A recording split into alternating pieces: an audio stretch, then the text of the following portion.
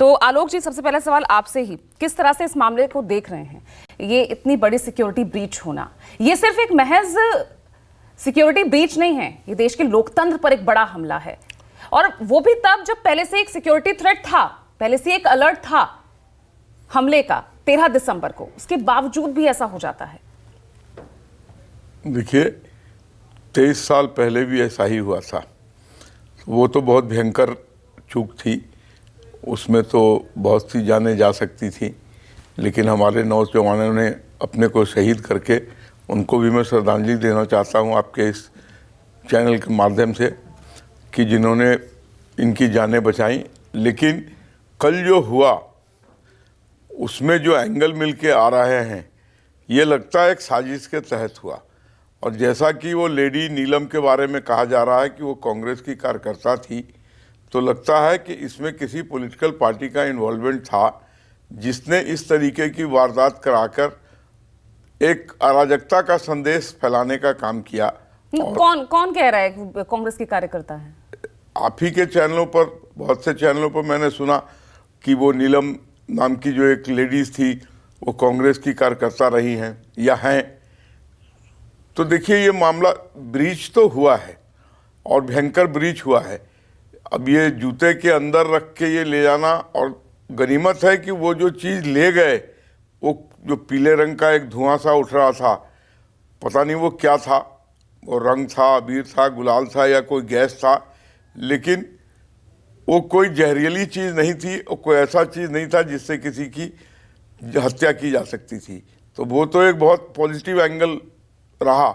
लेकिन अगर उसके थ्रू अगर वो कुछ ऐसी चीज़ ले जाते कि जिससे कि वो वहाँ जानलेवा हमला हो सकता था, तो कल का दृश्य तो बहुत अलग ही हो जाता अगर उनके हाथ में वो चीज़ें लग जाती।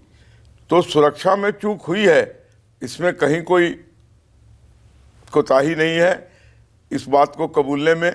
लेकिन जिस तरीके से ये 4 या 6 कॉर्डन पुलिस का वहाँ पर स्क्रीनिंग होता है, ये कैसे उसको पार करके चले गए, ये एक बहुत गहन विषय है जांच का, और ये जांच में ही सामने आएगी कि ये असली मामला क्या है। तो जवाबदेही सरकार की, और इसका मतलब स्वाभाविक है। और जिस तरह से विपक्ष मांग कर रहा है, तो क्या ये माने कि आज गृह मंत्री दोनों ही सदनों में जवाब देंगे इस पर? स्वाभाविक है कि जो कि ये सारा चीज सरकार के अंडर में आता है, तो सरकार को तो इस पर जवाब देना ही पड़ेगा, बनता भी है कि ये क्या हुआ, कैसे हुआ, क्यों हुआ, कौन लोग थे जिन्होंने इस तरीके की वारदात की, और कैसे कौन से लोग इसमें दोषी थे जिनके कोताही से ये इतना बड़ा ब्रीच हुआ। तो ये तो जवाब देना तो बनता ही है, और जवाब लेकिन आलोक जी, फिर इसमें राजनीति कितनी, यहाँ पर क्या आज हमें इस मसले पर राजनीति करनी चाहिए? जैसे कि आपने शुरू में अपने संबोधन में कहा ना, जब आप बात कर रहे थे कि कह रहे हैं कि कांग्रेस के कार्यकर्ता है, तो क्या आपका इशारा अमित मालवीय की ट्वीट पर था क्या, जो उन्होंने एक्सपोज किया? नहीं, कुछ चैनलों पर भी मैंने सुना, न्यूज़ 18 पे भी सुना जहां तक मुझे याद है, और जनतंत्र पे भी सुना था। नहीं, तो कह तो कोई रहा होगा ना, कोई नेता, कोई तो होगा। अब ये कहां तक सच्चाई है इसमें कि वो कांग्रेस की कार्यकर्ता है कि नहीं? टेलीविजन पे बहुत सी चीजें चल जाती हैं, सुनी सुनाई बातों पे भी। तो ये तो मैंने कहा ना, गहन जांच का विषय है। ठीक है, जवाब दीजिए रितु चौधरी। पहले तो इन्होंने आते ही जो है वहां पे बीजेपी को डिफेंड किया कि जो वो लड़की जिसने हमला किया वो कांग्रेस की कार्यकर्ता है। आपके पास कोई पुख्ता सबूत है इस चीज का, या आपने किस हिसाब से ये बात कही है? इस तरह से नेशनल चैनल पे आप किस तरह से ये इल्जाम लगा सकते हैं? मैंने नेशनल चैनल पे ही सुना, मैंने नेशनल चैनल पे ही सुना, तभी मैं उसको कोट कर रहा हूँ। मैं कोई अपनी तरफ से कोट नहीं कर रहा हूँ, मैंने नेशनल चैनल पे ही सुना इस बात को। आपने ये बोला पूजा, मुझे मैं ये बोलते रहे, मैं बीच में नहीं बोली, बोलिए। देखिए, जो वो लोग जो संसद में घुसे थे, वो एक भाजपा सांसद के पास की वजह से घुसे थे। जो प्रताप सिन्हा जो है, उनके पास से घुसे थे। तो वो कौन है, वो सांसद कौन है? वो भाजपा के सांसद है। उनकी जो फोटो वायरल हो रही है, वो मोदी जी के साथ हो रही है। जिन्होंने वहां पर हमला किया, वो उनके घर वालों का इंटरव्यू टीवी पे चल रहा है, वो ये कह रहे हैं कि तो मोदी के बहुत बड़े भक्त थे। तो इस तरह के जो सारा जो इशारा है वो भाजपा की तरफ जाता है। उसके बावजूद भी हमने नहीं कहा ये बात, हम डायरेक्ट जो है हम ये बात कह रहे हैं कि लोकतंत्र के मंदिर पर हमला होता है, उसकी जिम्मेवारी जो बनती है वो मौजूदा सरकार की बनती है। और ऐसा ही क्यों होता है कि जब भी भाजपा सरकार जो है केंद्र में होती है तभी जो है संसद पर हमले क्यों होते हैं। और मनमोहन जी की सरकार रही 10 साल, उससे पहले भी लेकिन हमारी सरकार रही। ने तुरंत कार्रवाई भी तो की ऋतु जी, देखिए, तुरंत कार्रवाई क्यों की ना ना। करिए यूएपीए के पूजा तहत जी? मामला दर्ज हो आपको गया क्या है, लगता है गृह कि- मंत्रालय की तरफ से जांच कमेटी गठित कर दी गई है।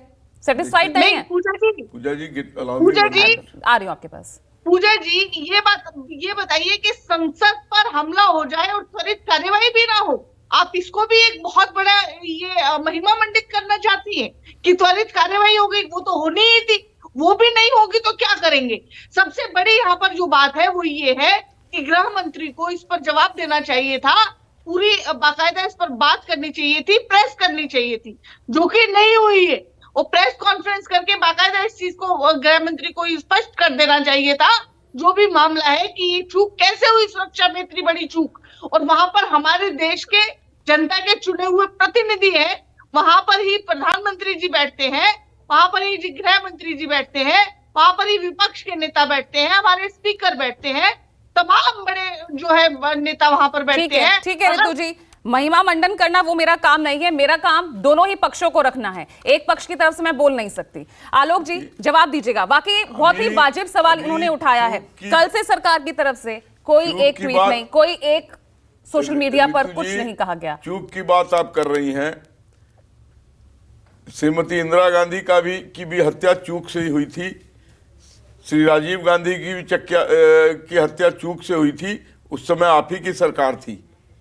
तो ये मत कहिए कि चूक नहीं हुआ है, भयंकर चूक हुआ है आपके समय में भी। अरे मैं और क्या अपना समय याद दिलाकर ये जस्टिफाई किया जा सकता है कल की घटना को? आलोक जी, ये तो चूक हुई है, मैं इस बात को कबूल रहा हूं कि चूक हुई है, लेकिन ये मत कहिए कि आपके समय में, जो आपने कहा ना कि कांग्रेस के समय में कोई चूक ही नहीं होती थी। आपने दो प्रधानमंत्री खोए हैं इस चूक के कारण। और रही बात कि किसी भी एमपी के लिखने से तो ये एमपी कोई गहन तहकीकात नहीं करते हैं। एमपी किसी के रिकमेंडेशन पे भी वो चिट्ठी लिख देते हैं कि इनको पार्लियामेंट में देखने की इजाजत दी जाए। उसको जांच करना एजेंसियों का काम है।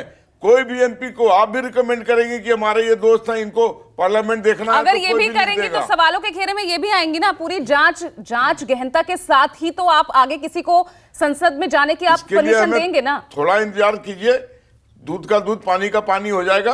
पूरा गहन जांच होगी और जांच के लिए कमेटी बन गई है। आनंद